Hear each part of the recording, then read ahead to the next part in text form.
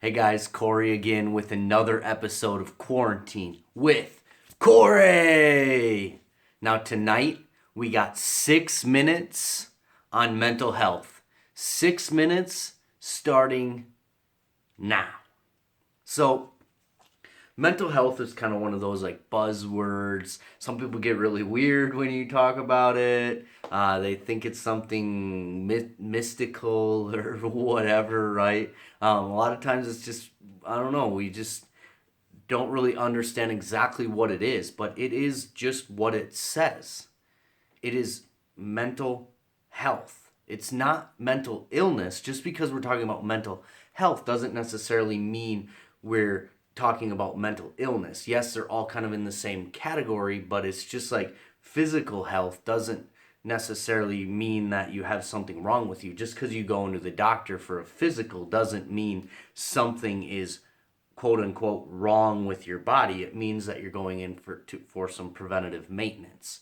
And just like our physical health, we need to do, some checkups on that. It's the same with our mental health. See, just like when you have a car, you need to do some preventative maintenance on it, right? You need to take care of it. You need to change the oil and change the tires when they need, change the brakes, the washer fluid, the transmission fluid. You have to do all sorts of preventative maintenance on it as it comes up.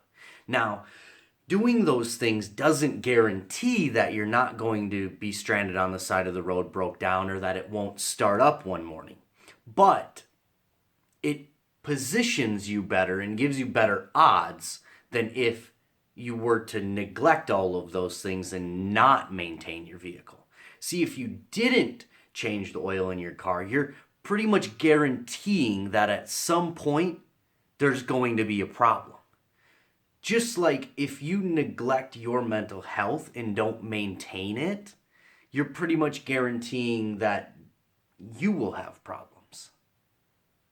But on the flip side, doing that preventative maintenance positions you better for when things do come your way. Positions you better to be able to handle it.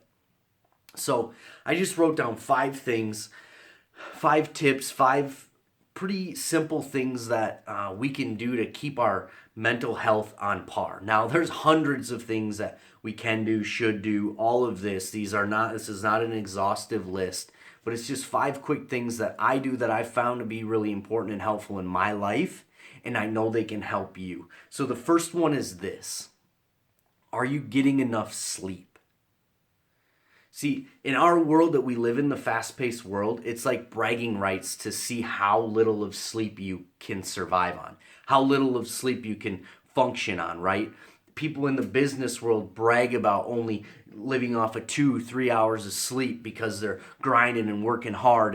And I get that for a short season in your life. But if you continually do that, you cannot maintain it. Your body needs sleep. See, for me, I need 8 hours of sleep. I know some of you are like, you are nuts. I don't know when the last time I got 8 hours of sleep is. Maybe for you it's 6 hours. But for me, I fight for my sleep. I know I need 8 hours of sleep. No, do I get that every single night? Absolutely not. But I fight for it. I make sure I position myself to where I have a good chance of getting that much sleep. If I go a couple nights without it, I make sure that I get back on track.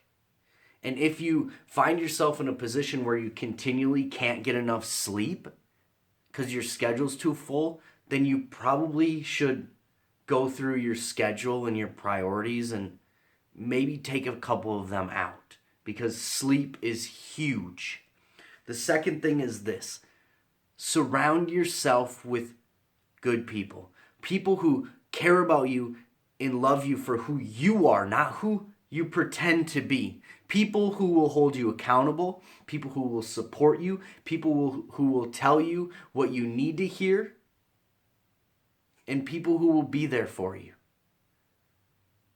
Don't surround yourself with negative people who bring you down, people who stress you out. I mean, yeah, there's always going to be moments that aren't great with people because we're people, but find those people who support you, who build you up and don't tear you down.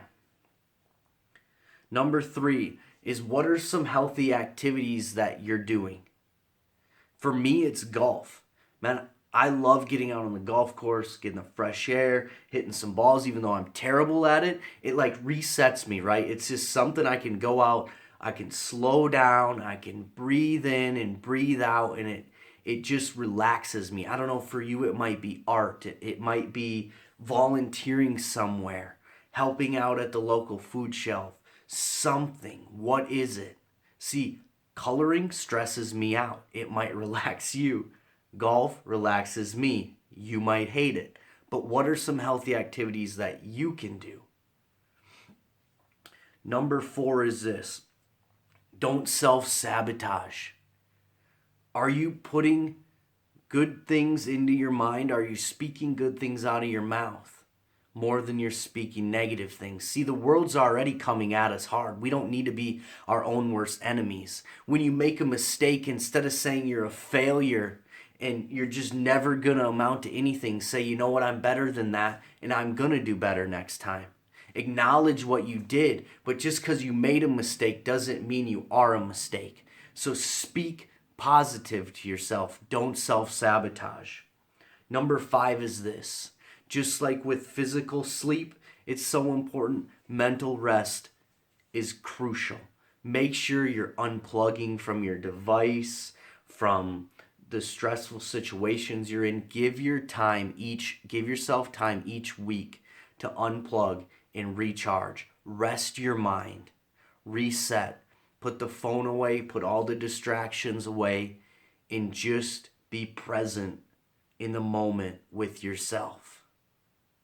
So those are 5 things that we can be doing. Again, there's hundreds of things, but make sure you understand that mental health is so important. It doesn't necessarily guarantee things aren't going to happen, but it puts us in a better position to deal with things when they do happen. We'll see you tomorrow.